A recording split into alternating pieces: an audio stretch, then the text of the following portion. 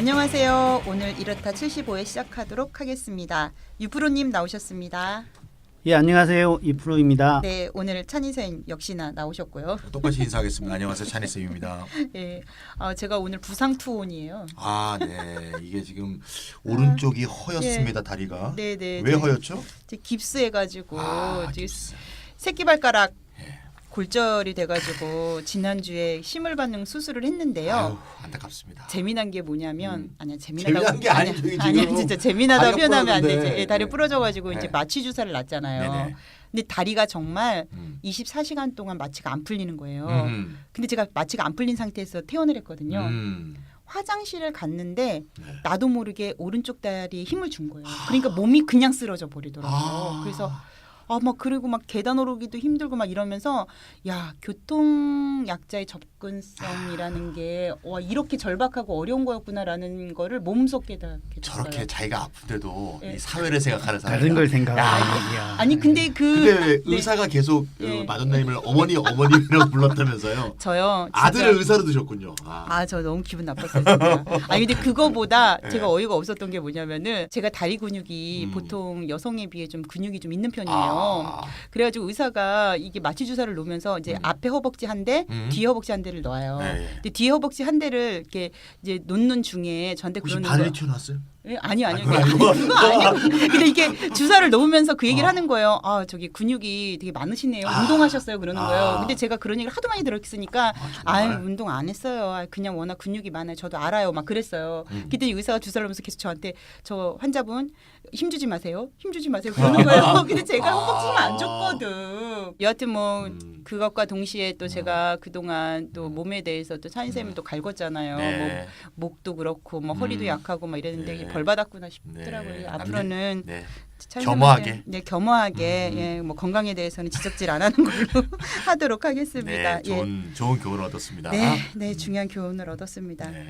자, 오늘 유프로님 나오셨는데 이제 어떤 이야기를 가지고 나오셨는지 궁금하네요. 오늘은 또 어떤 재미난 이야기를 풀어주실지. 예. 예, 이제까지와는 좀 다르게 해보려고 하는데요. 아, 그래요? 지금까지는 하나의 큰 주제를 네. 거의 1시간에 걸쳐서 네, 네. 길게 집중적으로 다뤘지 않습니까? 네, 그렇죠. 네, 그렇게 하는 것도 분명 장점도 있는데 네, 또 앞으로도 또 큰 주제가 나오면 그렇게 해야 되겠죠. 네, 네. 그런데 매번 그렇게 하기가 방송하는 입장에서도 부담스럽고 네, 맞습니다. 듣는 입장에서도 조금 부담스러울 유프로님은 것 또 한 같아요. 달에 2번 나오시잖아요. 네. 그러니까요. 쉽지 그래서 않습니다. 네. 한 주에 네. 눈여겨볼 만한 단편적인 소식들을 네. 몇 가지 전해드리고 네, 네. 그리고 그와 관련된 시사나 상식을 살펴보는 걸 이렇게 병행해가는 것을 해보고 싶습니다. 왜요? 우리 얘기했잖아요. 우리의 뭐 상식을 뭐 좀 쌓아주시려고 그러시나? 네. 꿈보다 해몽이 좋은 거고. 하나가 너무 네. 기니까 네. 네, 네. 예, 부담을 준비하는데 부담이 네, 네. 너무 많은데요. 하드한 걸 좀 일단 해보고 가끔 소프트하게 좀 몇 개 처리해보겠다. 아하, 그래서 이런 오늘은 얘기 좀 있습니다. 소프트하게 소프트하게. 가볍게 들을 수 있는 그런 네네네, 주제인가 보죠. 소프트하게. 예. 그럼 오늘 주제는 뭐예요? 최근에 주목해볼 만한 소식을 한 두 가지 골라봤고요. 네. 그리고 그와 관련지어서 경제 시사 상식으로 가상화폐 비트코인에 대해서 살펴보려고 합니다. 그리고 비트코인하고 관련지어서 이제 내용을 좀 이미 미리 밝히는 건데 네, 네. 역사상에 있었던 거품 경제에 대해서 살펴보려고 해요. 가상화폐라고 하면 또 우리 옆에 영어 선생님 계시니까 가상화폐가 영어로 뭐예요? 저는 영어 선생이 아니고 전직 영어 선생님. 전직. 죄송합니다. 네. 전직 영어 선생님. 뭡니까? 버추얼 머니입니다. 버추얼 머니. 버추얼 머니. 버추얼이 무슨 뜻이에요? 우리 버추얼 리얼리티 이런 말 많이 쓰는데요. 네. 가상 현실. 가상현실. 보통 VR이라고 하죠. VR. 이게 버추얼 리얼리티예요. 그래서 버추얼이 그렇구나. 사실상의 그런 뜻인데 네, 사실은 그렇죠. 아닌데 사실에 준하는 그런 뜻이거든요. 그래서 가상을 보통 영어로 가상. 버추얼이라고 합니다. 버추얼 머니. 그 비트코인과 관련지어서 거품 경제에 대해서 살펴보겠다는 말씀인즉슨 비트코인이 거품 경제라는 의미로 하신 것 같은데 맞아요? 예, 이제 아. 진행하면서 말씀드리겠습니다. 예. 그러면 이제 주목할 만한 소식부터 살펴보고 비트코인 거품 경제로 넘어가 보도록 하죠. 첫 번째 소식이 뭐예요? 반가운 소식은 아닌데요. 그래요? 그 은행 주택 담보 대출의 금리 기준이 되는 기준 금리가 있는데 그게 코픽스 금리라고 합니다. 그 코픽스 금리가 인상되면서 주택담보대출 금리가 인상되고 있다라는 소식입니다. 걱정이다. 11월 19일에 나온 소식에 따르면은 그 은행 주택담보대출 금리 기준이 되는 코픽스 금리가 연 1.62%로 9월에 비해서 0.1포인트나 이게 상승을 했대요. 그게 이제 지난 1년 8개월 동안의 가장 높은 수준이라고 합니다. 그리고 이 코픽스 금리가 발표된 바로 다음 날부터 주택담보대출 금리가 인상되기 시작했습니다. 시중은행에서 인상하기 시작한 거죠. 그래서 주요 시중은행의 코픽스 연동 주택담보대출 금리가 4.5% 수준까지 올랐다는 소식입니다. 너무 슬픈 소식이다. 저 사실 5천만 원 주택자금 대출 받았거든요. 네, 우리나라가 가계부채가 정말 지금 많죠. 네, 저희가 저번에 금리가 이렇다에서도 올라갔는데. 가계부채에 대해서 다루긴 네. 했었는데 그러면 코픽스 금리는 뭐예요? 이 코픽스 금리는 이제 영어로 Cost of Funds Index인데요. 네. 그래서 앞에서 코픽스 이렇게 코픽스 이렇게 된 거죠. 약자인데 네네. 한국말로 하면 자금 조달 비용 지수. 자금을 조달하는 데 드는 비용의 지수다 그런 뜻인데요. 그럼 은행에서 그렇죠. 그런 은행이 거죠? 은행 자금을 입장에서? 조달해야 되지 않습니까? 대출을 하려면 네. 은행도 자금을 어디서 조달해 와야겠죠. 그렇죠. 그때 들어가는 비용, 원가 이거를 지수로 표현한 게 코픽스다 이렇게 볼 수 있습니다. 그러니까 은행에서도 완전 이제 고객한테 대출을 해줘야 되는데 네네. 돈을 이제 빌려오지 않습니까? 네네. 네, 빌려올 때 또는 뭐 조달할 때 네네. 뭐 이런 것들을 평균 낸 거 네네. 이것이 바로 코픽스 자금 조달 비용 지수다 이렇게 볼 수 있습니다. 예금 금리가 올라가가지고 대출 금리도 올랐다는 이야기. 그렇죠. 예금 권리라기보다 지금 조달 비용이 올라가니까 네네. 빌려줄 때도 더 받을 수밖에 없게 되는 거죠. 사실 간단한 거거든요. 예금 금리와 같은 돈을 빌려오는 때 비용이 드니까 네네. 대출 금리가 오르는 것은 당연한 이야기인데 대출 금리 속도 오르는 속도가 예금 금리 오르는 속도보다 빠르게 오르고 있다라는 게 이제 원래 문제입니다.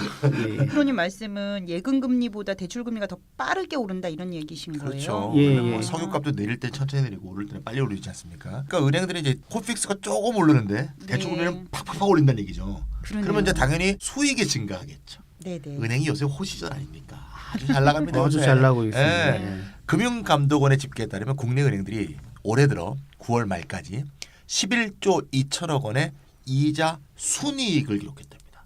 순이익이. 아니 그런데 왜 올리냐고. 더 내려고 진짜. 이익을 3분기까지의 이자 총이익은 27조 6천억 원으로 네. 2012년 이후 최대 규모입니다. 은행 가시면 이제 째려보세요. 딱 가서 이제 직원들 딱. 아니 우리 뉴스 들으면은 네. 경기가 회복되고 있다 이런 이야기가 있잖아요. 근데 이렇게 대출 금리 누르고 하면은 사실상 서민 입장에서는 경기 회복하고는 전혀 상관없는 생각이 들거든요. 네네. 체감하기 무척 어렵고. 근데 예금 금리는 답보 상태인데 대출 금리가 빠르게 오른다는 것은 이거 문제가 있는 거 아니에요? 그래서 금융당국도 은행들이 이제 과도하게 대출 금리를 인상하는데 이제 제동을 걸고 있습니다. 네. 그러니까 금융당국은 지난달 네. 가계부채 종합대책을 발표하면서 네. 과도한 가산금리 인상에 대한 모니터링을 강화하겠다 이렇게 말을 했어요. 가산 금리요. 예. 아까는 우리가 가상 금리를 얘기한 거고, 아니 가상 뭐지? 화폐. 가상 화폐를 얘기하면 이거는 가산 금리네요. 예. 가산, 에디드 네네. 더했다는 얘기죠. 예. 그러니까 코픽스 금리에다가 네. 가산 금리를 에드 더했으니까 더- 그 더한 게 결국 대출 금리가 되겠죠. 그렇죠. 아하, 네. 그렇구나. 그러니까 이게 예대 마진에 해당되는 거죠. 예. 예대 마진은 이제 예금과 대출의 차이. 네네. 그러니까 결국 금리 차로 수익이 되는 거죠. 그게 이제. 음. 그러니까 이제 코픽스 금리가 오르기는 하는데 거기다가 가산 금리를 더 올리는 바람에 네. 대출 금리가 더 많이 오른 것이다. 이렇게 이해할 수 있습니다. 아 그렇구나. 음. 그러면 예금에서 나오는 이자 수익보다 우리 서민 입장에서는 그러니까 대출 받았을 때 금리를 더 많이 지출해. 그렇죠. 아 그래야 되는. 가처분 소득도 당연히 줄어들 것이고 그러네요. 그렇게 되면 이제 아무래도 경기 회복에 오히려 안 좋은 영향을 줄 수가 있겠죠. 아니 네. 그럼 유프로님 음. 그 금리가 계속 상승할 전망인가요? 예, 지금 미국 금리가 오를 것으로 예상되기 때문에 네. 오늘 신문 봤을 때는 한국은행이 먼저 올릴 수도 있다라는 예상 기사가 났더라고요. 지금 미국 경제가 지표상으로 보면은 상당히 괜찮습니다. 실업률이 4% 이하로 떨어졌거든요. 이제 그러다 보니까 이제 경기가 너무 과열된 거 아닌가 하는 인플레이션이 일어나면 어떡하나 하는 우려를 오히려 낳고 있대요. 그래서 이제 금리를 올리게 되면은 우리나라도 따라 올려야 되는 거죠. 그렇죠. 안 올리면 돈이 빠져나가죠. 그래서 골드만삭스라는 곳에서 금리 전망을 내놨는데 네네. 내년에 2018년에 4차례 정도 올릴 수도 있다. 그렇게 되면 한국 은행도 따라서 올려야 되거든요. 그래서 금리가 상승하는 것은 당분간 지속될 것 같습니다. 아, 그 슬픈 전망을 이야기해 주셨네요.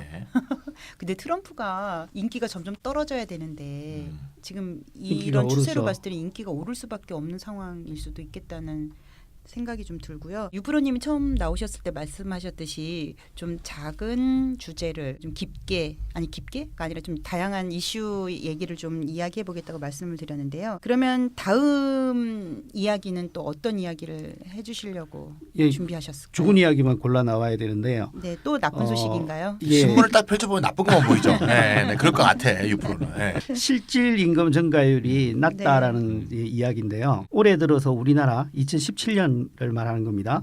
우리나라 실질 임금 증가율이 경제 성장세에 크게 못 미쳤다라는 소식이 나왔어요. 아 이거 욕 나오는데 이건. 네. 미국, 유럽에 비해서도 낮은 것으로 나왔습니다.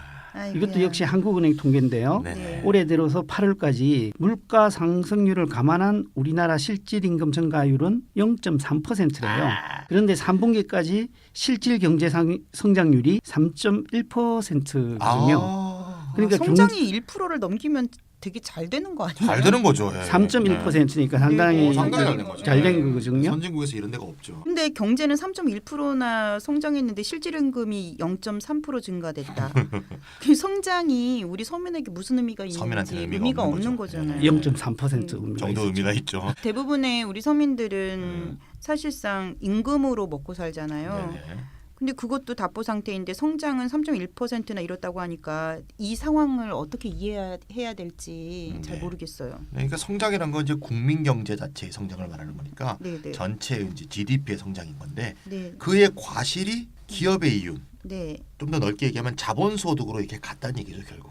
그러니까 국민소득에서 노동소득이 차지하는 비중이 사실상 별로 높아지지 않고 낮아졌다 오히려. 아니 그러면 네. 정부가 계속 얘기했던 소득주도 성장하고는 상관이 없는 거 아니에요? 소득주도 성장과 반대 방향으로 가는 거죠. 지금. 아직까지 성과가 나타나고 있지 않다라고 네네. 좋게 봐줘야 되겠죠. 예. 네. 네. 이게 8월까지니까. 좋게 봐줍니다 지금. 네. 네.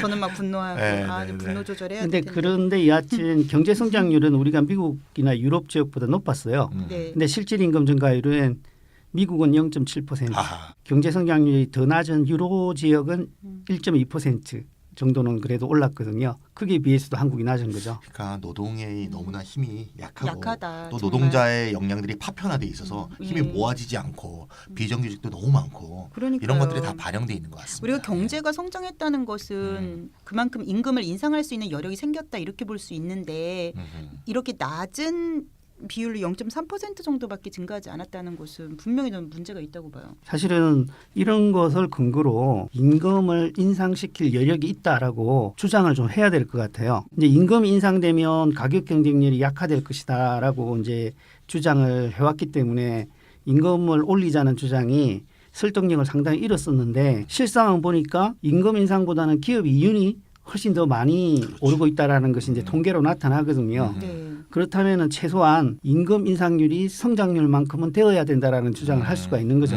그러니까요. 지금 노동계에서 이 실질적인 자료를 가지고 좀 투쟁에 들어가야 될 때가 왔구나 이런 생각도 들고요. 기업하기 어렵다는 말이니까 엄살이라는 엄살이죠. 얘기죠. 네, 그리고 맞아요. 네. 노동계에서 이게 임금 인상을 주장할 때마다 하는 소리가 우리 그러면 다 짐 싸가지고 인건비 싼 외국으로 날아가면 어떡할 건데 이렇게 겁주잖아요. 네. 그래서 그 뉴스를 접하는 시민들 같은 경우에는 아 왜 노동계는 왜 저렇게 자기 임금 인상 그렇죠. 주장해가지고 그 우리나라 기업들이 왜 외국으로 가게 만들어 막 이렇게 오히려 노동계를 탓하는 근데 이런 상황이어서 되게 좀 화가 나는데요. 화를 또 금방 또 가라앉혀야 되나? 네, 그럼 다음 또 주목할 만한 소식은 뭐가 있을까요? 뭐 최근 간추린 소식은 슬픈 소식만 자꾸 나오는데 네. 이 정도에서 마치고 네네. 비트코인으로 넘어가도록 하죠. 그러면 신문에서는 유명인들이 뭐 비트코인은 다 사기다, 거품이다라고 경고했다는 이야기를 접했는데 최근에 엄청나게 올랐다는 소식도 있더라고요. 예, 엄청나게 올랐습니다. 그 지난 1년간 1비트당 이렇게 이제 가격을 따지는데 한 개란 얘기죠 비트가. 예, 700달러대에서 8,000달러대까지 약 12배가 10배가 올랐어요. 넘네요. 예, 12배, 예, 12배. 예, 1000% 이상이 올랐다라는 거죠. 그래서 최근 어떤 미국 금융인은 네. 월스트리트 저널에 전면 광고를 실어서 네. 비트코인이 앞으로 7만 달러까지 오르지 말라는 법은 없다라고 라고 이렇게 말하기도 했습니다. 근데 정말 그럴까요? 아니, 또 약간 그거에 따른 또 뭐 걱정거리도 뭔가 이렇게 많이 상식 이상의 어떤 이렇게 막 오르고 이러면 왠지 좀 이렇게 겁나기도 하는데 어때요? 그래서 오늘 이야기를 나누려고 하는 네. 거죠. 앞으로 또 이제 네. 7만 달러까지 오른다라는 이야기는 네네. 또 10배가 오를 거라는 이야기잖아요. 아, 예, 그러니까요. 그런데 그럼 그 비트코인은 언제 만들어졌어요? 이게 2009년쯤에 만들어졌어요. 금융위기 직후입니다. 그래갖고 아하. 그 당시에 처음 만들 때 가격이 10원이었어요. 10원이요? 지금 얼마나 그랬죠? 8,000만 8,000달러니까 예. 880만 원? 정도. 예. 900만 900만 원. 900만 원 조금 안 되죠. 예, 지금 근데 이게 1,100에서 떨어졌으니까. 그러니까 이게 그러면 더 오르면 얼마까지 올라간다는 거예요? 8천만 원까지 온다. 그럼 지금 사야 돼요? 근데 저는 이렇게 오르는 게 조금 이상해요. 이해가 안 돼. 이해가 안 되는 게 이제 음. 정상이다라고 네, 네, 네. 이제 말씀드리려고 오늘 이 주제를 골랐습니다. 자, 그러면은 이제 저 같은 사람을 위해서 좀 차근차근 이야기를 나눠봤으면 좋겠는데요. 비트코인이 인터넷 화폐라는 정도로밖에 저는 사실 잘 이해를 못하고 있어요. 그래서 비트코인이 무엇인지 그 좀 개념부터 설명을 해주시면 좋을 것 같아요. 네, 비트코인은 아까 이제 2009년도에 만들어졌다 그랬는데 네. 크레이그 스티븐 라이트라는 호주 컴퓨터 공학자가 만든 수학적으로 정교하게 설계한 가상화폐다 이렇게 말을 하는데요. 네.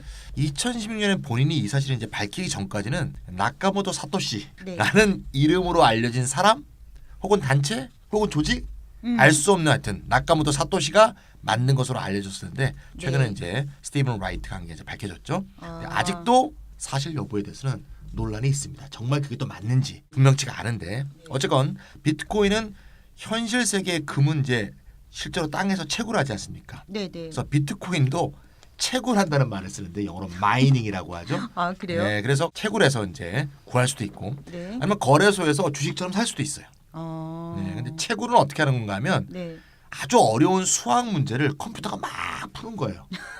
그래서 비트코인이 딱 생기는 과정을 네, 네. 이제 빗대서 금 네네. 채굴 과정을 빗대서 채굴이라고 말을 아. 표현을 하는 거죠.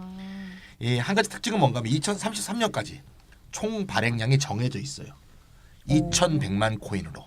전 세계 전 그렇죠, 그렇죠. 주적으로? 전 세계에서. 예, 왜냐하면 예. 무한정이 나오게 되면 가격이 폭락하지 않겠습니까? 네, 네. 뭐 당연한 거 아닙니까? 그래서 정해놨고요. 이걸 2017년까지 올해까지 그 전체 통화량의 4분의 3이 생성되도록 지금 설정이 돼 있습니다. 아까 채굴한다는 말씀하셨잖아요. 네네. 그러니까 우리가 금을 채굴할 때는 금이라는 실체가 보이잖아요. 그렇죠, 근데 그렇죠. 비트코인은 채굴할 때 그 실체가 안 보이는데 그렇죠. 보이는 게 없죠. 예, 그 어. 채굴한다는 의미에 대해서 좀 더 자세하게 설명을 좀 해주셨으면 좋겠어요. 최고 사양의 컴퓨터를 사서 아, 일단 최고 사양이 컴퓨터가 필요하군요. 아까 말씀하셨듯이 수학 문제를 푸는 거죠. 네. 수학 문제를 풀면 우리가 금을 탄광에 가서 직접 했듯이 비트 양이 늘어나는 거죠. 근데 이 수학 문제가 네. 상당히 어렵다고 합니다. 그리고 어. 이제 이 암호의 난도가 계속 높아지고 네. 아까 이야기 나왔듯이 발행량은 정해져 있기 때문에 네, 네. 남은 발행량이 점점 줄어드는 거죠. 어. 그래서 이제 화폐 가치 하락을 방지한다라는 뭐 장점이 있다고 이제 주장하는 거거든요. 그걸 통화량을 관리하는 데가 있어요? 통화량은 이미 프로그램화돼 있어서 아, 프로그램화 돼 있다. 발행량은 시간에 일정이 딱 있습니다. 발행되는 양이. 네. 그래서 몇 년도까지 채굴을 하면 몇 비트까지 팔 수 있다 이렇게 네, 정해져 네, 있는 거죠.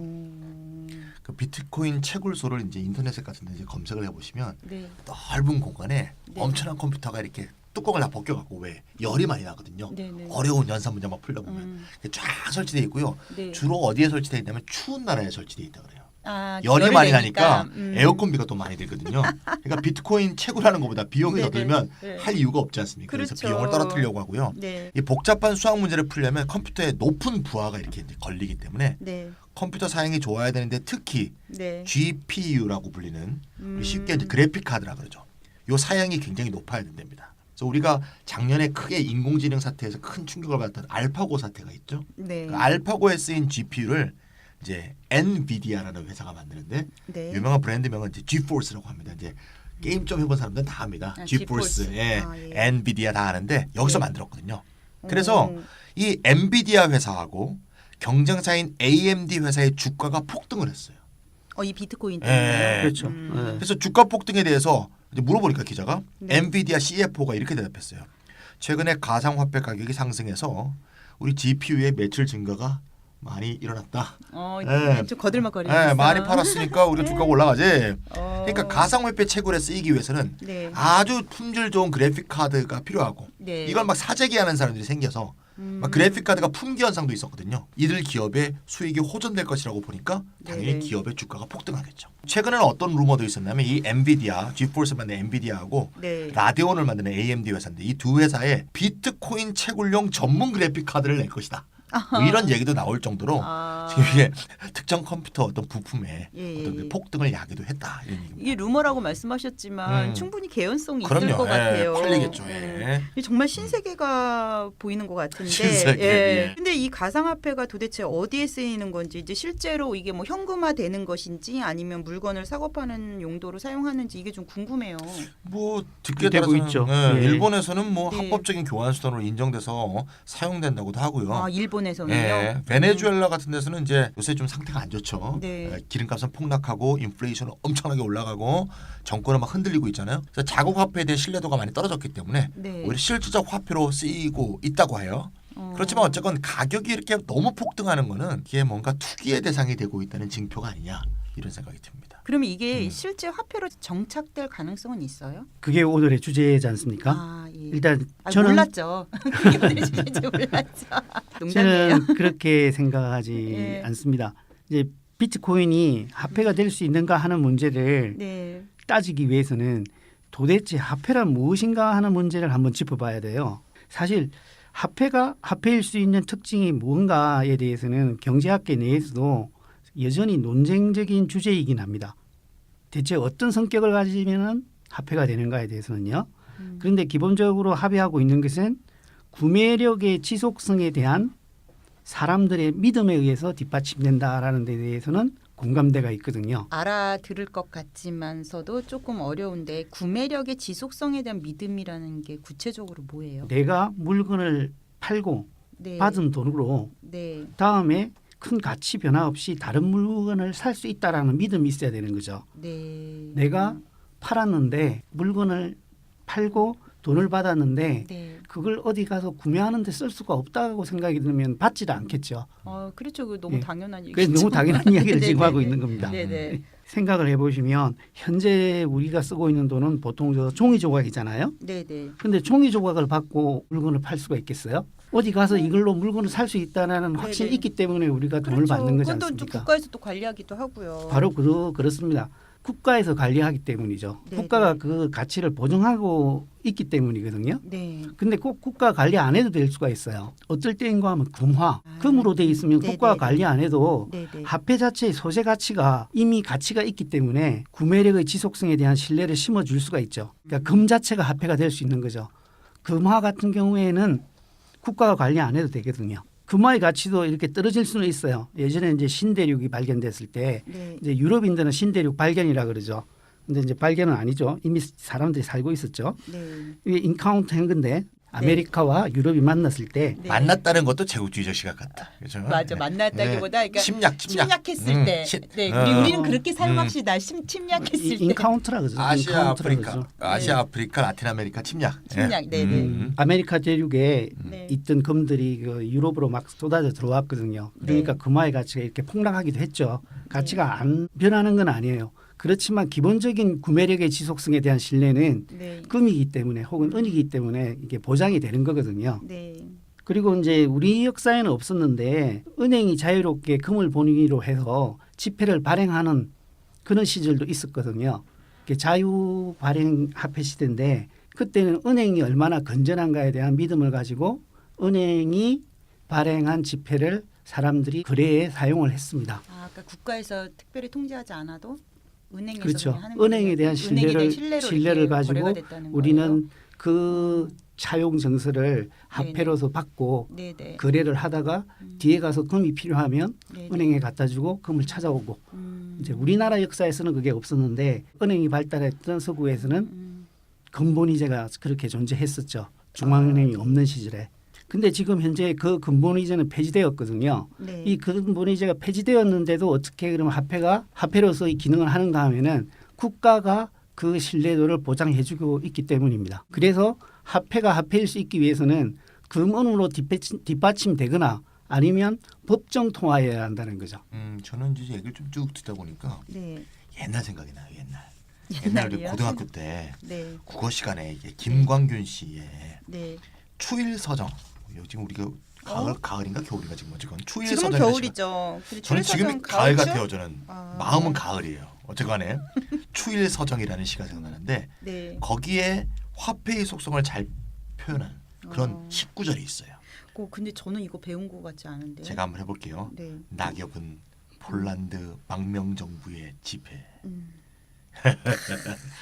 이게 폴란드 정부가 아니고 폴란드 망명정부예요. 예. 망명정부의 지폐는 네. 뭐 지폐의 소재적 가치야 뭐 미국 정부의 지폐하고 같겠지만 네. 폴란드 망명정부의 지폐가 무슨 가치가 있겠어요? 그렇겠죠. 예, 망명정부가 네. 언제 망할지 모르고 영원히 못 돌아갈 수도 있는 건데 네. 그러니까 자신의 주권으로 화폐를 통용시킬 수 있는 경제권이 없으니까 네, 네. 그 거리에 나뒹구는 네. 뭐야 낙엽하고 다를 바 없다. 이거는 이제 가을의 풍경으로 다 김광균 시인이 말을 한 거죠. 그랬군요. 음. 김광균 시인에게 그 얘기를 하고 싶네요. 낙엽에 대한 모욕이다 이거. 낙엽을 그치 낙엽이 열받는다. 예. 낙엽이 열받는다. 네. 이런 얘기를 뒤로 하고 가면 또 이게 시작이거든요. 싶네요. 아 그렇습니까? 네. 아 뒤도 기억이 나요? 유프로는? 알죠. 교과서를 다 외웠구나 저 친구로. 뭐가 기억나시는 뭐야? 거 있어요? 네. 기억 안 나는구나. 내 유프로 얘기 중에서 굉장히 기억에 남는 게 대학교 1학년 때 만났더니 네. 자기가 고등학교 때 봤던 유일한 소설은 소나기였다라는 소나기가 고등학교 교과서에 나오는 소설이거든요. 소나기가 와서 남자 소년과 네. 여자 소녀가 이렇게 네네네. 뭐 이렇게 무릎 까지고 막 까졌다. 호흡으로 그럼 오두막집에 들어. 맞아 호흡 불었다 맞아. 그럼요. 아. 그럼요. 이게 침 발라주고. 네. 이걸 외웠던 것 얼마나 이 같습니다. 아름다운 순정 김광균의. 소설을. 일단 이게 뭐가 나오는가 네. 하면은 분수가 종소리가 네. 분수처럼 이렇게 퍼진다라는 어떤 내용이 나와요. 아, 그래서 그래요? 공감각적 표현이라 그러죠. 네, 네, 알겠습니다. 어머, 네. 네. 우리가 또 말을 네. 자꾸 딴 데로 새는데 네. 예, 두 분하고 저는 세대 차이가 있구나 이런 죄송합니다. 생각이 드네요. 네. 네. 네, 뭐 제가 상대적으로 젊다 이런 얘기 하고 싶어서 한 거고요. 네. 자, 그러니까 비트코인은 금도 아니고 국가의 뒷받침도 받지 못하기 때문에 진짜 돈이 되기는 힘들다 이렇게 이해하면 될까요? 예, 저는 그렇게 생각을 하고요. 네. 사실 기술적으로는 이게 뒷받침이 돼요. 기술적으로는 뒷받침. 고난도의 것인데 네, 네. 예를 들어서 이제 비트코인을 통해서 지금 현재 얼마든지 송금을 할 수가 있습니다. 한국에서 오, 미국으로 네. 이제 100달러를 보내야 한다고 생각하죠. 네. 그럼 비트코인을 100달러치를 사는 거죠. 한국 돈으로. 네. 그리고 그 사람이 다시 비트코인을 송금을 해서 네, 네. 비트코인을 받은 사람이 그걸 달러로 바꾸면 네. 100달러가 송금이 되지 않습니까? 빛의 네, 네, 속도로 그렇죠. 가서 이제 그 송금이 되지 지금 않습니까? 유프로가 얘기하는 건 불가능해요. 왜냐하면 한 네. 개가 8,000달러가 됐기 때문에 100달러 송금이 어렵습니다. 네. 8만 달러면 몰라도. 네. 그러니까 지금 현재 보면 네. 기술적으로는 그게 되거든요. 네, 네. 이게 시간이 지나서 네. 이 화폐량이 많아지게 되면은 통화 질서를 혼돈에 빠뜨릴 수가 있는 거죠. 아무래도 그럴 것 같아요. 거래량 예. 많고 막 이러면. 정부는 예. 기본적으로 통화 정책을 실시해서 경제를 일정 정도 관리를 하거든요. 네. 근데 비트코인을 광범위하게 사용한다면은 통화 정책이 교란을 받을 수가 있고 불법 송금을 막을 수 없는 일이 벌어진다라는 거죠. 네. 결국 그래서 비트코인에 대해서는 국가가 허용하지 않을 것이다라는 생각을 저는 가지고 있습니다. 그래서 많은 사람들이 이제 비트코인에 대해서 우려를 표하고 있는데요. 네. 그 유명한 뭐 금융회사인 JP 모건의 다이먼 회장이라고 있습니다. 이 사람이 방금 유프로가 얘기한 거하고 똑같은 얘기를 했어요. 가상화폐 시장이 더 커진다면 네. 정부가 규제에 나설 것이며 그렇게 되면 비트코인은 지하 경제로 숨어들 것이다. 없어지진 않고. 예, 지하 경제의 네. 어떤 수단으로 사용될 것이다 이렇게 얘기했고요. 네. 그만큼 우려하고 있다 또는 적대시하고 있다 그런 얘기가 되겠죠. 그래서 어쨌건 정상적 화폐로 사용될 수 없고 오히려 지하 경제의 송금에 사용되지 않겠냐 이렇게 생각하는 사람도 있고요. 이거 대출도 막 생길 것 같아. 아 이게 그렇진 않네. 네, 뭔가는 이게 뭔가 계속 생길 것 발전합니다 같아요. 이게. 네. 또 그 뭐 유명한 뭐 부자죠 워렌 버핏. 네. 이 사람도 비트코인을 전혀 믿지 않는다 자기는 언젠가는 붕괴하리라고 생각한다 이렇게 말했습니다. 워렌 버핏의 이 말을 들으면 워렌 버핏은 비트코인에 투자를 안 한 것 같습니다. 예. 그런 거 여기서 큰 돈을 못 본 것 같습니다. 혹시 배 아파할 수도 있습니다. 네, 워렌 버핏은 분명히 자기가 투자를 안 한 것 같습니다. 네, 네. 금, 원유 등 상품 투자의 규제로 알려진 데니스 카트만이라는 사람이 있는데요. 네. 이 사람도 최근에 TV에 나와서 네. 비트코인은 도박꾼의 몽상이다 이렇게 얘기했습니다. 예. 근데 저는 네. 이렇게 이 두 사람의 격한 반응을 보면서 네네. 두려움을 읽을 수 있어요. 그러니까 뭔가 맞아요. 굉장히 화폐 시장이 이렇게 달라지는 것에 대한 두려움 이런 걸 자기가 갖고 있지 통제하지 않나. 못하는 시장에 대한 두려움. 예, 그렇죠. 그렇죠, 그런 그렇죠. 부분이 좀 읽히네요. 예. 예. 어쨌건 쉽게 이게 뭐 없어질 것 같지는 않습니다. 지금. 그러면 화폐로 정착한다면 어떻게 될까요? 정착 못할 거라고 보고요. 정착이 가능하다 하더라도 네. 1년에 10배씩 가격이 오르내린다라는 거는 네. 화폐 가치 안정성이 없다라는 이야기거든요. 그러니까 이거는 화폐 가치에 대한 신뢰 때문에 움직이는 게 아니라 이렇게 가격이 높아진 것은 다른 요인이 있다, 네, 다른 네, 동기가 다른. 있다라고 생각을 하는 거죠. 그러니까요. 이제 이런 걱정과 우려에도 불구하고 이 비트코인이라는 것이 생겨났다는 것은 뭐 기존의 화폐 시스템보다는 어떤 장점이 있으니까 그런 거 아닌가 이런 생각이 좀 들거든요. 네네. 어때요? 이게 비트코인의 장점으로는 보통 이제 블록체인이라는 걸 많이 얘기하는데요. 블록체인. 블록이 체인으로 연결돼 있다. 뭐 이런 뜻입니다. 네, 이 블록체인이 뭔가 하면 가상화폐를 거래할 때 네, 해킹을 막는 기술. 이건 이제 블록체인이라고 하는데요. 네, 지금 이제 비트코인이 이 방식을 쓰고 있습니다. 좀 설명을 해드리면 말이죠. 네, 은행은 말이죠. 은행 중앙에 서버가 있죠. 큰 서버가. 네. 여기에 모든 거래 기록이 보관이 되어 있습니다. 그러면 그러면 이제 좋은 점도 있지만 만약에 중앙 서버가 해커가 공격을 하면 네, 심각한 문제가 생길 수가 있죠. 그렇겠죠. 해커가 항상 맨날 뚫으려고 하기 때문에 음, 그럼 어떻게 하냐. 중앙 서버에 따라서 해커의 공격을 막기 위해서 엄청난 보안 비용을 들이고 우리나라 같은 경우는 각 PC에 액티브엑스 같은 걸 막 깔라고 하면서 이런 식으로 네. 보안 부담을 우리한테 막 전가까지 하면서 그러니까요. 이렇게 하고 있잖아요. 네. 근데 블록체인은 그런 게 아니에요. 음, 모든 비트코인 사용자가 이 네트워크에 접속해서 P2P 네. 똑같은 거래 정보 자본을 나눠서 갖습니다. 10분마다 이렇게 새로운 거래가 네, 기록이 네, 네. 돼요. 네. 모든 사람의 사용자의 장부에 네. 특정인이 위조가 안 되고 네. 그래서 수많은 컴퓨터에 분산된 장부에 의해서 서로 대조해서 검증되지 않으면 거래가 성사가 안 되거든요. 아. 그래서 블록체인은 서버가 없는 겁니다. 서버가 필요 없어요. 네트워크에 연결된 PC들만 쫙 있는 거죠. 그래서 블록체인이란 말을. 그러니까 블록체인 돼 있다는 거죠. 네, 네. 그래서 은행에다가 환전과 송금 수수료도 낼 필요가 없고 네. 해커가 공격할 거점이 없으니까 보안 비용도 없이 데이터를 안전하게 보관할 수 있고 수많은 컴퓨터가 네트워크에 연결돼서 안전하게 거대한 시스템을 운영하는 한마디로 은행 없는 글로벌 금융 시스템이다 이러면서 격찬하는 사람도 있으니까 네, 네. 이런 식의 의도를 갖고 이게 만들어졌다 이렇게 볼 수가 있습니다. 그러니까 컴퓨터에 익숙한 사람들은 이거 되게 이상적으로 받아들일 수도 있을 것 같은 네네. 생각이 들고요. 되게 신기해요. 네. 그런데 왜 비트코인이 이렇게 가격이 오르는 걸까요? 그 이유가 뭐예요? 일단 사람들의 착각 때문이라고 생각하는데요. 네. 그 비트코인을 자본주의 최초의 거품 경제라는 게 있습니다. 그게 튤립 파동이에요. 예. 네덜란드에 쓴 튤립 파동인데 네. 그와 유사하다고 지정하는 사람이 많습니다. 일단 저도 그렇게 생각을 하는데요. 비트코인에 대한 과도한 신뢰가 이렇게 터무니없는 가격 상승을 낳고 있다고 생각을 해요. 그러면 결국 그러니까 비트코인이 거품 경제로 자연스럽게 이어진다라고 전망하시는 거잖아요. 지금 상태가 예. 지금 1,000만 원이 넘는데 1비트에 네네. 그건 거품이다라고 지금 이야기하는 거죠. 그럼 거품 경제라고 하면은 주식이나 땅값이 비정상적으로 상승하는 현상을 말하잖아요. 맞나요? 예, 그렇습니다. 그러니까 특정 자산의 가치가 실제 가치보다 과도하게 이렇게 평가되는 상태를 보통 이제 거품이라 그러죠. 버블이라고 이야기하는데요. 네. 자산에 대한 투기가 일어난 현상을 말한다라고 하면 되죠. 네. 거품이 이렇게 커지는 거니까요. 예. 근데 거품에 대해서 이제 실제보다 커진 거죠. 거품이란 부르는 이유가 있는데 거품에 관해서 분명한 사실이 하나가 있죠. 언젠간 꺼진다. 그냥 그 언젠간 하나 꺼진다라는 그러니까 거죠. 네네네. 지금 우리가 알 수 있는 거는 6%는 네. 지금 비트코인을 지금 사고 있지 않다. 네, 그런 그렇게 얘기죠. 볼 수 안 있겠네요. 사고 예, 예, 예, 예, 안 그러니까 사고 거품이라고 있죠. 생각하니까. 그 예. 비트코인에 대해서 비관적으로 보시는 그러니까 전망하시는 건데 앞서서 말씀하셨던 네덜란드의 튤립 파동 그게 어떤 건지 좀 자세히 설명 좀 해주세요. 아주 옛날에 우리가 한 것 같은데 하도 옛날에 네네. 했으니까 안 들어본 분 많으실 저는 것 같아요. 반복 학습해야 돼요. 예. 네. 튤립 한 뿌리가 튤립 튤립 예, 네. 꽃 한 네, 뿌리가 집 한 채 아, 값이었답니다. 우리가 그 당시에. 네덜란드 생각하면 네, 생각나는 풍차랑 튤립. 그 튤립 그 생각나잖아요. 맞습니다. 아, 17세기 네덜란드에서 벌어진 네. 튤립에 대한 투기 현상입니다. 와. 당시 네덜란드가 엄청나다. 잘 나가던 시절인데 네. 해상을 장악하고 있었죠. 네네. 네덜란드에 새롭게 이제 튤립이 이제 수입이 된 거예요. 네. 그래서 이제 이게 참 특이하고도 예쁘니까 네. 튤립은 이제 구근 뿌리 식물이죠.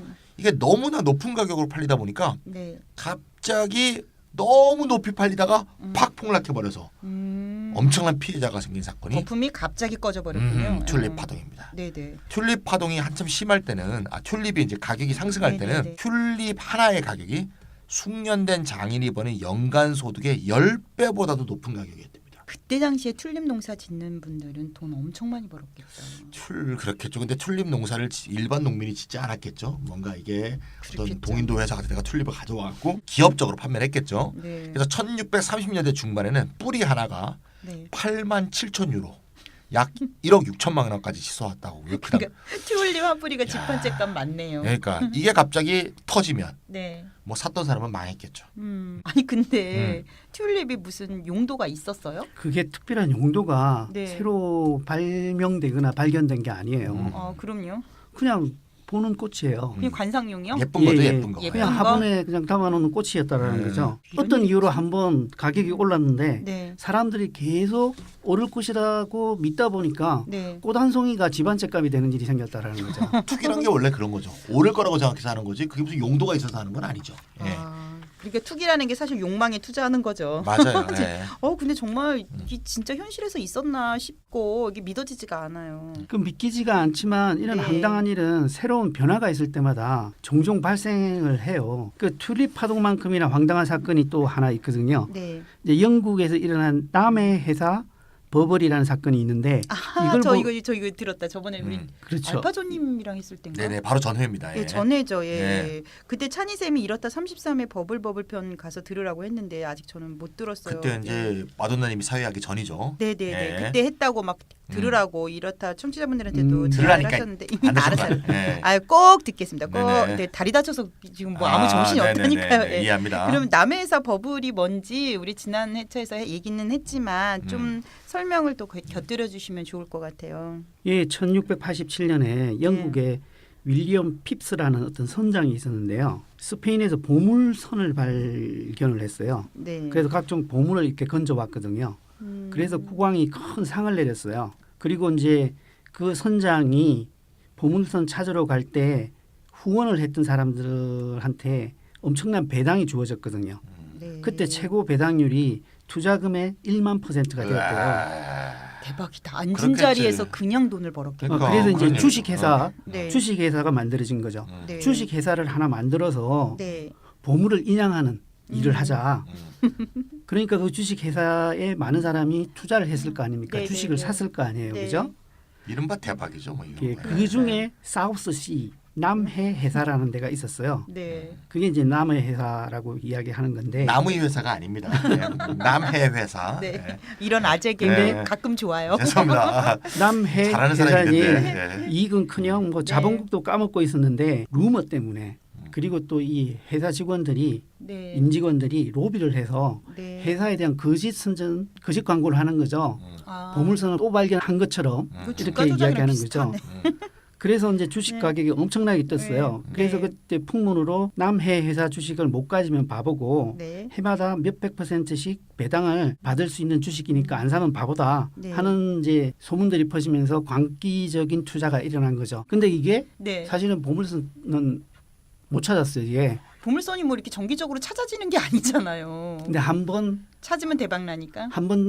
그런 일이 실제 있었단 말이죠. 예, 그렇죠. 윌리엄 눈앞에서 한번 핍스라는 봤으니까. 그 선장이 그걸 봤으니까 또 그걸 찾으러 간다고 하니까 또 그런 네네. 일이 일어날 거라고 사람들이 착각을 하는 기대하고. 거죠. 우리나라도 네, 네, 네. 20년 전쯤인가 보물선 그 있었잖아요. 그거. 예. 뭐 안기부도 로비하고 뭐 이랬던 게 있죠.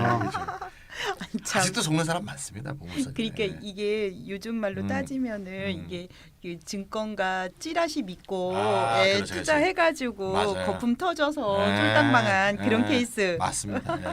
예. 근데 참 사람들 착각 엄청나다. 그렇죠. 그리고 신비감 때문에 그런 걸까요? 예, 저도 그렇게 생각을 네. 하고요.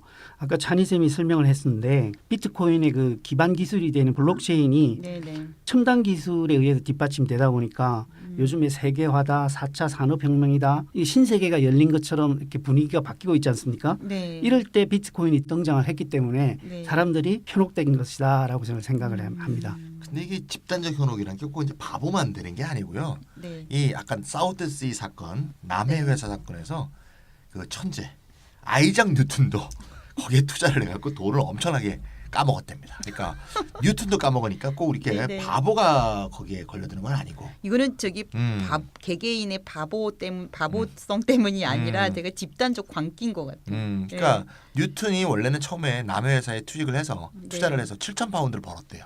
네. 한 번 벌면 또 이게 오히려 꼬이지 않습니까? 네. 그래서 나중에 폭락을 해서 2만 파운드를 까먹었답니다. 그러니까 이걸 지금 돈으로 환산하면 한 20억 원 정도 까먹은 거예요. 뉴턴이 돈이 참 많았나 봐요. 뉴턴은 어쩔 겨. 근데 반면에 네. 핸델 네. 음악의 어머니라고 하죠. 나는 왜 바하의 음악의 아버지고 네. 핸델은 왜 어머니인지 알 수가 없는데 저는 핸델이 여자인 줄 알았어요. 예. 그냥 이제 그렇게 불렀던 거죠. 네, 우리 네. 때는 남의 회사의 주식 매매로 얻은 이익을 바탕으로 왕립 음악 아카데미를 설립했다는 거니까 돈을 엄청나게 벌었나 봅니다. 이분은 쏠쏠했네요. 네. 이 남의 회사 사건 때문에 우리가 좀 잘 알고 있는 공인 회계사 제도나 회계 감사 제도가 탄생을 했습니다. 네. 얼마나 그 회사가 실제적으로 이익을 내고 있는지가 정확하지 않았기 때문에 네. 그런 풍문에 의해서 환상이 심해질 수가 있었거든요. 그래서 이제 주식 회사 제도와 같이 일반 대중에게 자금을 이렇게 조달하는 그런 사업 형태에서는 3자에 의한 회계 기록의 평가가 필수적이다 하는 관행이 정착이 된 거죠. 네. 근데 비트코인은 한 회사가 운용하는 것이 아니기 때문에 회사가 손실을 감춘다든지 하는 이런 일은 없습니다. 그렇지만 사람들이 집단적으로 비정상적인 이익에 눈이 멀어서 네. 이런 현상을 만들고 있다고 저는 생각을 하거든요. 저랑 비슷한 그런 점에서는 생각이시다. 남의 회사 사건이나 네. 튤립 파동과 네. 유사한 거품 경제의 한 현상이다라고 생각을 그 합니다. 우리가 지금 네. 튤립 파동이니 무슨 남의 회사니 얘기하니까 이게 참 네. 굉장히 옛날 사람들이 조금 무지몽매할 때 네, 네. 일어난 것처럼 생각할 수가 있는데요. 사실 뭐 최근에도 많이 일어나는 일이에요. 아, 그런가요? 네, 우리나라도 80년대 말에 주식시장에 버블이 있었고요. 네. 또 90년대 이전에 부동산 시장이 급격하게 올라가면서 버블 논쟁이 막 있었거든요. 일본은 버블이 실제로 터졌잖아요. 그렇죠. 네, 그래서 네. 잃어버린 10년, 잃어버린 20년 이러면서 음. 실제로 부동산 가격이 폭락하고 네. 자산 가치가 폭락하고 이런 네. 일이 있었거든요. 그래서 그걸 이제 극복해 보겠다고 아베노믹스가 뭐 양적 완화도 하고 막 그런 거 아닙니까? 네네. 그러니까 실제로 버블은 현대에도 계속 일어나는 그런 일이고요. 90년대 말에 미국에서도 인터넷 투자 열풍이 불었는데 네. 그것도 이제 버블로 해석하는 사람들이 많습니다. 아, 그렇구나. 저 이거 한번 당해봤어요. 아, 그래요? 뭘 당해요? 언제요? 제가 주식을 하나 샀는데 60배까지 올랐을 때가 네. 있었는데 네. 그게 팔지를 못하겠더라고요. 네. 더 오른다는 이야기를 옆에서 하고 있기 때문에 네네. 팔면은 손해 본다는 느낌이 들어서 네네. 그때가 이미 비정상적인 상황인데도 네네. 파는 걸 못하고 또 다른 기대를 하고 있는 거죠. 냉정한 투자가 안 100배까지. 되는구나. 그래서 냉정한 투자가 결국은 안 어떻게 됩니다. 됐어요? 결국은 폭락했죠. 폭락해서 어떻게 되셨어요? 손해 그래서 보셨어요? 원래 낮은 가격으로 샀기 때문에 손해는 보지는 않았는데 네네. 결국은 예. 떨어져서 예. 제가 샀던 것보다는 10배는 받았는데 오. 10배 받았으면 엄청 나구나. 그런데 제가 드리려고 하는 말씀은 네네. 60배가 됐을 때도 그게 상한을 한계에 도달했다는 느낌이 안 온다라는 거죠. 예. 오르기 시작하면. 쭉 오르기 계속 시작하면 더 환상을 오를 가진다는 것이라는 판단하는 기대감. 거죠. 자, 남들이 못 팔게 해요. 100배까지 오른다. 네. 100배도 더 오른다. 어. 이렇게 이야기하기 때문에요. 참 그래서 심정이 이 거품이 이해는 갑니다만. 집단적으로 착각을 하기 시작하면 네. 한도가 없다라는 말씀을 제가 이제 드리고 있는 건데요. 네네. 그게 거품 경제인 거죠? 그 현대 거품 경제를 이해하는 데는 네. 아까 이제 얘가 나왔었는데 일본의 사례가 참 좋은 모델이거든요. 그 일본의 이제 노구치 육교라는 학자가 있는데 거품 경제학 버블 이코노미라는 책을 내 가지고 네. 일본 거품 경제의 실상을 체계적으로 분석해 가지고 이게 널리 알려졌어요. 그래 그 내용에 대해서 조금 설명을 드리려고 하는데요. 이미 이야기했지만 거품 경제는 일반적인 사과, 배, 물론 튤립에도 거품이 생겼지만 이는 제한한 서비스의 가격이 아니라 주가, 지가와 같은 자산 가격이 이렇게 비정상적으로 급등하는 게 특징이거든요. 이제 일본 기업들이 1980년대 말에 금융 규제가 완화되고 주식 시장이 이렇게 화랑을 빚게 되니까 은행을 통해서 이렇게 돈을 빌려 가지고 투자를 하는 것보다는 네. 주식을 발행해서 자금을 조달하는 걸 이렇게 선호하게 됐어요. 그러니까 우리나라도 예전에는 은행에서 많이 빌렸거든 재벌들이요. 네. 그런데 이제 지금은 주식 시장을 통해서 이제 자금을 조달하고 있죠. 이제 서구는 정작부터 주식 회사 제도가 발전했고요. 그런데 이렇게 조달된 자본이 설비 투자보다는 재테크를 위한 용도로 많이 흡수가 됐어요. 일본 같은 경우에. 그러니까 우리나라랑 비슷한 것 같아요. 예, 그렇죠. 네. 대기업들은 주식을 발행해서 확보한 자금을 가지고 제조업으로 돌리기보다는 실질적인 투자를 하기보다는 재테크에 또 투자를 많이 했단 말이죠. 네. 그러면 은행 같은 입장에서는 대기업에 대출이 안 되니까 부동산 기업에 또 대출을 많이 했단 말이죠. 네. 네. 또 부동산 기업들은 많아진 자금을 가지고 또 부동산이나 주식 시장에다가 투자를 한 거죠. 그렇게 되니까 주식 시장도 과열되고 네. 네. 부동산 시장도 이렇게 과열되고 그게 한번 오르게 되니까 사회 전반이 투기 심리가 이렇게 횡행을 하는 거죠. 예. 그래서 주가 지가가 큰 폭으로 상승했는데 네. 이 상승한 것이 전부 다 제조업체로 간 게 아니라 자산으로 몰려가지고 네. 네. 가격이 올라간 것이기 때문에 실질적인 경제 변화는 없었던 거죠. 아. 경제 변화는 없는데 네. 주가와 지가가 큰 폭으로 상승하는 그래서 실물 경제와는 괴리된 네. 네. 자산 시장의 거품이 크게 형성된 거죠. 아. 근데 실물 경제에 네. 네. 큰 변화가 없다 보니까 네. 네. 언젠가는 이게 터지게 되는 거죠. 언제 터지냐 하면은 네. 빌린 돈을 갚아줘야 될 때. 어. 그러니까 빌린 돈을 갚아야 되니까 자산을 내놓을 거 아닙니까? 예. 팔려고 내놓으면은 안 팔리고. 안 팔리고 어. 그게 대거 또 몰려 나오게 된다라는 거죠. 어. 그렇게 했을 때 거품이 이제 깨지게 되는 거죠. 아니 그런데 말이죠. 경기가 안 좋은데 뭐 집값이 오르고 주가가 오르는 거 저는 이게 잘 이해는 안 되거든요. 근데 참 저렇게 거품이 꺼진다는 얘기를 제가 우리나라 부동산 거품 꺼진다는 게 수십 년째 그렇죠. 들었는데 언제 꺼지냐고요. 언제 꺼지는 거예요? 대체가. 우리처럼 주식도 투자 안 하고 부동산도 없는 사람들은 이게 언제 꺼지는 거야? 기껏해야 전세가 전 이게 참- 재산의 전부인데 네. 제발 좀 꺼져 달라고요. 좀 거품 좀. 저 20년 전부터 듣던 소리예요, 저게. 네네. 어쨌건 간에 이게 신자유주의 시대의 기본적인 성향 같습니다. 그러니까 아 그래요? 실물 경제하고 자본 네네. 시장이 따로 움직이는 거죠. 단절돼 버리는 거죠.